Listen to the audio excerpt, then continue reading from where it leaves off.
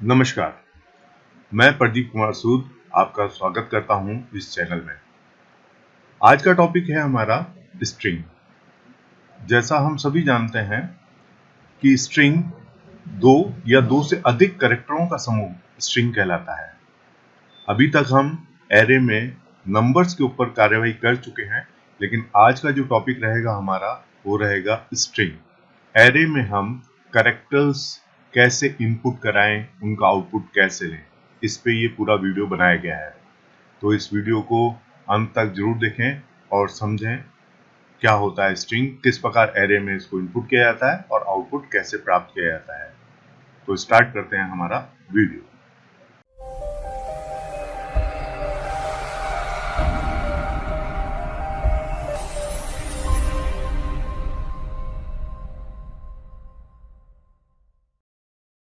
जैसा हम सबको पता है, स्ट्रिंग के अंदर हम यदि किसी चीज को इनपुट करना चाहते हैं तो वो एक कैरेक्टर होता है, और कैरेक्टर को यदि हम इनिशियलाइज करते हैं तो दिखाए गए स्क्रीन पर इस प्रकार लिख के हम कैरेक्टर को इनपुट करा सकते हैं।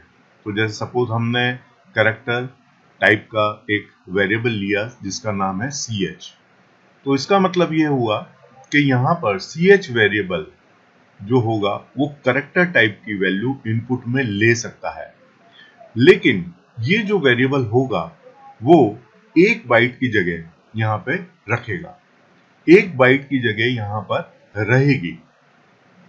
लेकिन हमारे को एक से अधिक कैरेक्टर यदि हमें डालने होते हैं तो हम एक सिंगल एरे जो कि कैरेक्टर टाइप का होगा वहां पर हम अपने कैरेक्टर्स को इनपुट करा सकते हैं। तो उसका एक उदाहरण हम ले लेते हैं। जैसे हमने यहाँ लिखा कैरेक्टर ch और यहाँ पर जो साइज दे दी एरे की वो हमने दे दी 10।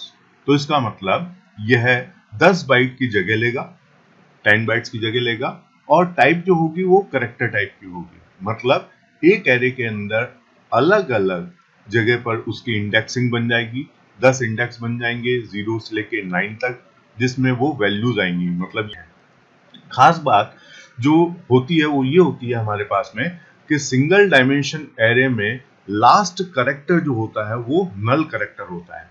तो या तो कंपाइलर अपने आप उसको डाल देता है या हम चाहें तो नल कैरेक्टर को हम भी डाल सकते हैं। और उसका तरीका क्या होता है, अगर हमें डालना होता है कंपाइल टाइम पर नल कैरेक्टर बैकस्लैश 0 को हम नल के नाम से जानते हैं, और इस प्रकार हम उसके अंदर फिर अलग अलग कैरेक्टर पे अलग अलग वैल्यूज जो होती हैं उस जगह पर डाल सकते हैं एरे में। तो जो ch10 साइज का कैरेक्टर टाइप का हमारा एक एरे है उसमें हर एक कैरेक्टर हमने सिंगल कैरेक्टर, जैसा यहाँ दिख रहा है आपको A P P R E C I A T E appreciate, ये हमने एक पूरा वर्ड है, लेकिन इस वर्ड को यदि हमें इनपुट कराना है तो हर एक कैरेक्टर अलग अलग लिया है हमने और उनको इंडेक्स वैल्यू पे डाल दिया है, जिससे कि ch10 साइज से ज्यादा तो वैसे भी कैरेक्टर नहीं लेगा, ये कम ले सकता है लेकिन ज्यादा नहीं लेगा, और हमने एक एप्रोप्रिएट जो भी 10 कैरेक्टर थे वो इसमें इनपुट कर दिए हैं। अब बात आती है यहाँ पे कि यहाँ पर जो भी इंडेक्स वैल्यू है, हमने बताया आपको कि उनकी जो साइज होती है उसके अकॉर्डिंग 10 बाइट जो है वो जगह घेरी जाएगी। अब 10 बाइट का कोई ना कोई एक एड्रेस होगा, तो एड्रेस की स्टार्टिंग सपोज कर लेते हैं हम, अभी अगर यहाँ पर एड्रेस की स्टार्टिंग किसी अंक से हो रही है या उसका एड्रेस जो हो रहा है वो सपोज 5506 हो रहा है, तो एक एक बाइट बढ़ता हुआ वो दसों के लिए अलग अलग एड्रेस पे जाके वो कैरेक्टर्स स्टोर हो जाएंगे, जिनको हम हमारे एड्रेस के हिसाब से भी, एड्रेस के अकॉर्डिंग भी हम उनकी प्राप्ति अपने स्क्रीन पर कर सकते हैं। जैसे सपोज अगर हमें R को निकालना है तो हमें पता है वहां का एड्रेस क्या है और उस एड्रेस के अकॉर्डिंग भी हम R की प्राप्ति हमारे प्रिंट में कर सकते हैं, जिसको आगे हम एक प्रोग्राम के माध्यम से अच्छे से समझ लेंगे। तो चलते हैं नेक्स्ट स्लाइड पे। अभी टॉपिक है हमारा initialize value in characters at compile time. Compile time पर हम कैरेक्टर्स या वैल्यूज किस प्रकार इंसर्ट करें हमारे प्रोग्राम के लिए। तो इसके लिए हम एक प्रोग्राम बनाते हैं जिसमें हमने इंक्लूड कर लिया हमारे हेडर फाइल, दोनों हेडर फाइल्स जब हमने इंक्लूड कर ली है और void main फंक्शन से प्रोग्राम की स्टार्टिंग करी है, तो यहाँ पर हमने एक एरे लिया है करेक्टर टाइप का ch1 जिसकी साइज हमने ली है 8 की। और यहाँ पर अगर आप देखेंगे तो कंपाइल टाइम पे नंबर देते वक्त तो हम सिर्फ कॉमा से सेपरेट करते थे, लेकिन यहाँ पर हमारे को करेक्टर देना है, इसलिए हर एक करेक्टर के पहले हम सिंगल कोड का इस्तेमाल करेंगे। तो जैसे यहाँ दिख रहा है आपको टेक्सूद हम जो है इनपुट में लेना चाह रहे हैं या कंपाइल टाइम पे देना चाह रहे हैं, तो यहाँ पे टी को अलग सेपरेट करा गया है, ई को अलग करा गया है, सी को अलग करेक्टर बताया गया है और सबको कॉमा से सेपरेट किया गया है। तो इस प्रकार हम 8 अगर हमने एरे की साइज ली है, करेक्टर टाइप के एरे की 8 साइज ली है, तो यहाँ पे 8 या 8 से कम ही करेक्टर्स हमें लेने होते हैं। और जब हम ये कंपाइल टाइम पे ले लेते हैं तो प्रिंट एफ जो होगा इसके अंदर, वो चूंकि यहाँ पे अगर करेक्टर ही प्रिंट कराना होता है तो %c लगाते हैं हम, और पर्टिकुलर जिस भी जगह के एड्रेस को प्रिंट कराना चाहे तो वो भी हम आगे देखेंगे। लेकिन अगर पूरी स्ट्रिंग को प्रिंट कराना है तो यहाँ पे हमें यूज करना पड़ेगा %d हम इंटीजर के लिए करते थे और स्ट्रिंग के लिए हम करते हैं %s का प्रयोग। तो %s वो यूज करा प्रिंट एफ में हमने, और चूंकि हमारा जो करेक्टर एरे है वो किस नाम का है, ch1 के नाम से, तो हमने लिख दिया ch1। तो इस प्रकार हम जो कंपाइल टाइम पे वैल्यू दी है अलग अलग करेक्टर की, वो एक साथ हमारे पास में प्रिंट हो जाएगा और गेट ch से हम प्रोग्राम को होल्ड कर सकते हैं और प्रोग्राम को हम बंद कर सकते हैं, जिसको हम कंप्यूटर पे डाल के और इसको प्रैक्टिकल भी देख लेते हैं कि क्या रिजल्ट देगा। यहाँ पर हमने std.h और pony.h दोनों हेडर फाइल लगा दी, void main function, program start, और जैसा बताया गया स्लाइड में वैसे ही हमने एक करेक्टर एरे ले लिया है ch1 और उसमें वैल्यू जो है वो सिंगल कोड लगाते हुए अलग अलग लिख दी है, प्ले स्किन करा है और %s से हमने प्रिंट कराया है ch1 एरे को गेट ch रोकने के लिए। कंपाइल करते हैं और रन करते हैं। कंपाइल हो गया है ये, और रन करने पर जो वैल्यूज आती है वो टेक्सूद एक साथ लिखी हुई आती है, क्योंकि पिछले प्रोग्राम के अलावा अगर कंपाइल टाइम पर हम पूरी वैल्यू स्ट्रिंग टाइप में एक साथ अगर देना चाहें तो उसके लिए हम क्या प्रोग्रामिंग कर सकते हैं। तो जैसा हमने देखा था पिछले स्लाइड्स में, पिछले प्रोग्राम में, कि हमने हर एक कैरेक्टर को अलग अलग लिखा था, तो उसको यदि हम एक साथ देना चाहें तो उसके लिए हम वैसे ही हम हेडर फाइल्स का प्रयोग कर लेते हैं, हमारे दोनों हेडर फाइल्स का प्रयोग, void main फंक्शन से प्रोग्राम की स्टार्टिंग, और यहाँ पर हमने एक कैरेक्टर टाइप का एरे ले लिया है जिसकी विड्थ हमने मैक्सिमम ले ली 20। लेकिन यहाँ पर अगर आप ध्यान देंगे तो यहाँ पे जो कंपाइल टाइम पे हमने वैल्यू डाली है वो डबल कोट्स के साथ में डाली है। तो डबल कोट्स का मतलब ये हो गया कि ये पूरी एक स्ट्रिंग है, ये पूरी एक स्ट्रिंग में हम वैल्यू जो हो रही है वो ch3 को दे रहे हैं। तो 20 जो है वो मैक्सिमम है, लेकिन कम वैल्यू आप दे सकते हैं, ज्यादा वैल्यू नहीं दे सकते हम, लेकिन कम वैल्यू जा सकती है। तो इस प्रकार हमने क्या करा है कि इक्वल टू लगा के स्पेस का प्रयोग भी हमने करा है, और उसके अंदर जितनी बड़ी स्ट्रिंग हम ले रहे हैं तो 4 और 4 8 और 1 9 स्पेस भी काउंट होगा, तो अप्रोक्स जो होगी हम कहें तो 9 करेक्टर जो है बेसिकली इसके अंदर जा रहे हैं, और 20 में से 9 तो आ ही सकते हैं। और इसको यदि हम प्रिंट कराएंगे तो क्लियर स्क्रीन करा लें और प्रिंट एफ में अगर हम लिख दें you are welcome at %s ch3, तो क्या लिखा आएगा कि प्रिंट एफ के स्टेटमेंट के साथ में ये तो एज इट इज प्रिंट होगा, और %s हमने अभी बताया आपको कि जो भी करेक्टर टाइप का एरे होता है उसको प्रिंट कराने के लिए %d तो इंटीजर के लिए होता है, %s जो होता है स्ट्रिंग के लिए होता है, तो यहाँ %s लगाया हमने और वैल्यू हमने दी है ch3। तो लिखा हुआ जो आएगा वो स्क्रीन पे लिखा आएगा यू आर वेलकम एट टेक्सूद, और गेट ch से हम इसको बंद कर रहे हैं और हमने अपने प्रोग्राम को क्लोज भी कर दिया है। इसको भी एक बार हम कंप्यूटर पर रन करके देख लेते हैं कि क्या रिजल्ट की प्राप्ति हमें होगी। जल्दी से देख लेते हैं। हेडर फाइल का प्रयोग, void main फंक्शन और एक करेक्टर एरे जिसमें हमने ch3 टेक्सूद स्ट्रिंग में डाल दिया है, प्ले स्किन करी है, और यू आर वेलकम एट यूं को यूं लिखा हुआ है और %s से स्ट्रिंग को प्रिंट कराया है, तो पूरी स्ट्रिंग जो है एज इट इज प्रिंट हो जाएगी टेक्सूद। कंपाइल करते हैं और रन करते हैं।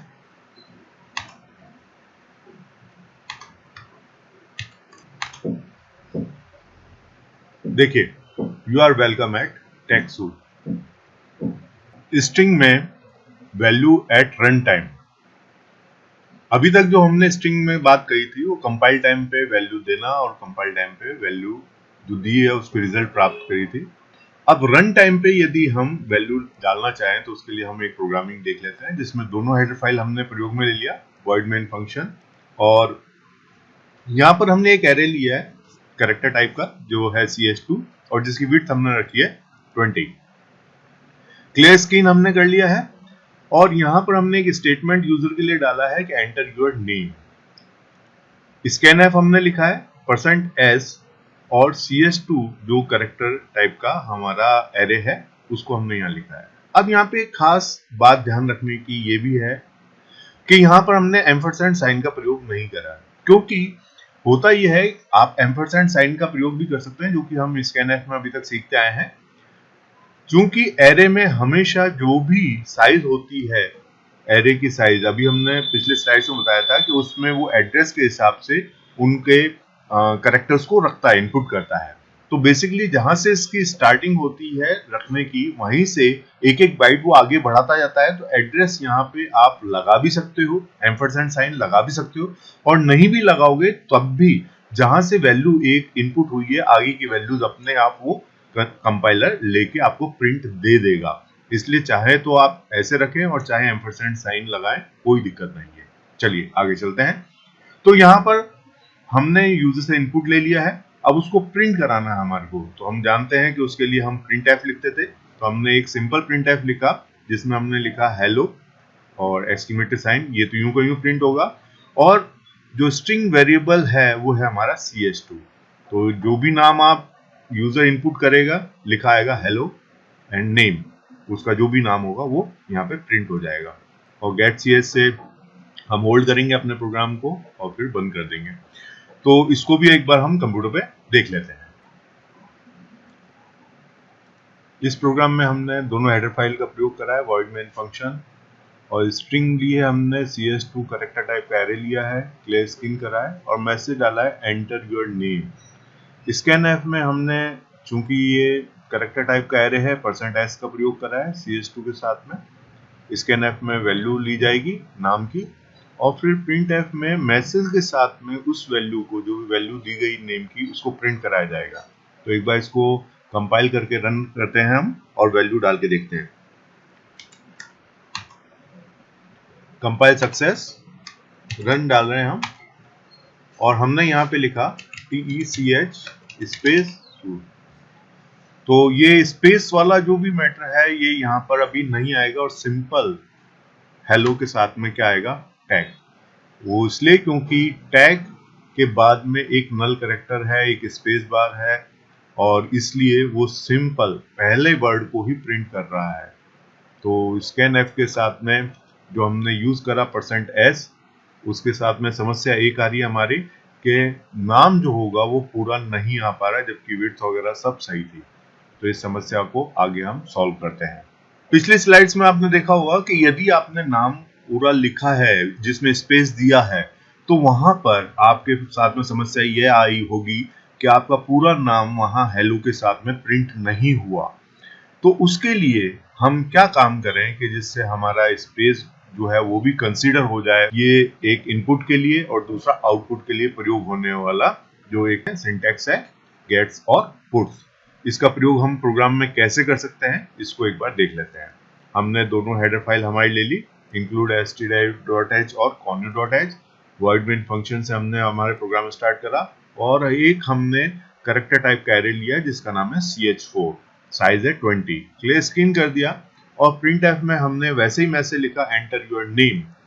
अब यहाँ पे हमने scanf का प्रयोग नहीं करा जो कि पहले प्रोग्राम में करा था, यहाँ पर हमने लिखा गेट्स, और वेरिएबल का नाम जो है वो हमारा है ch4।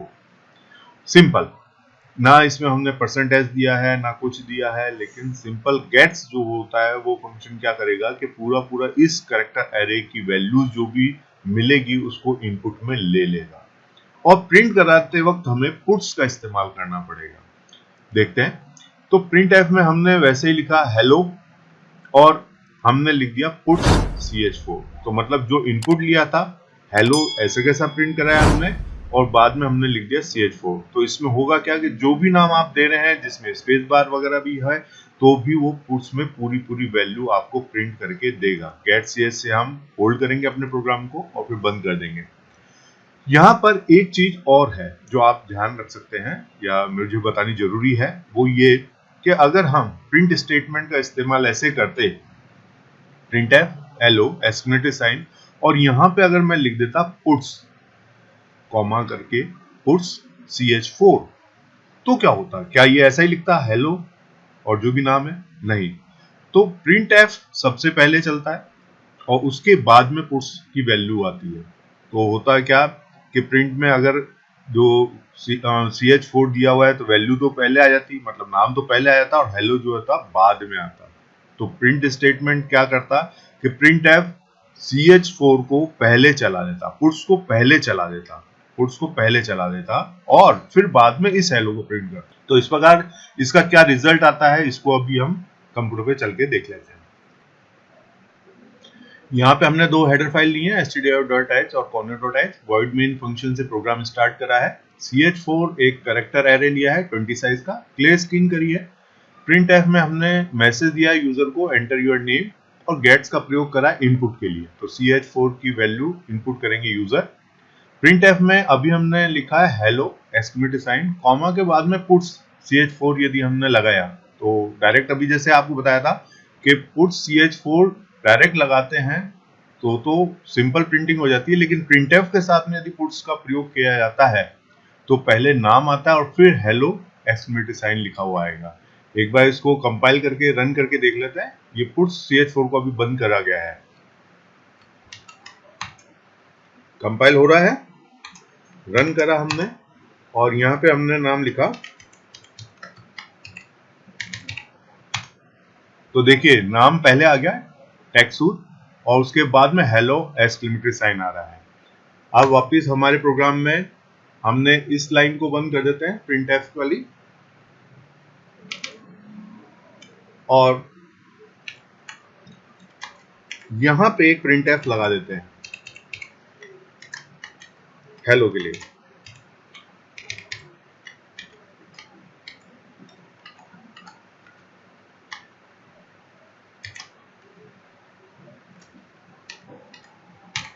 कंपाइल करते हैं और रन करते हैं।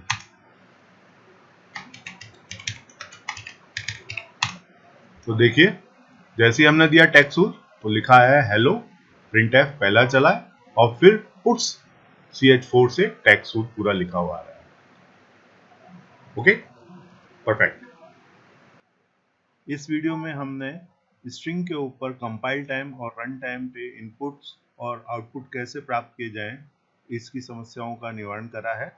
आगे आने वाले वीडियोस में हम स्ट्रिंग के कुछ और फंक्शंस पे बात करेंगे और उसे समझेंगे। तब तक देखते रहिए टेक्नो सूट। धन्यवाद।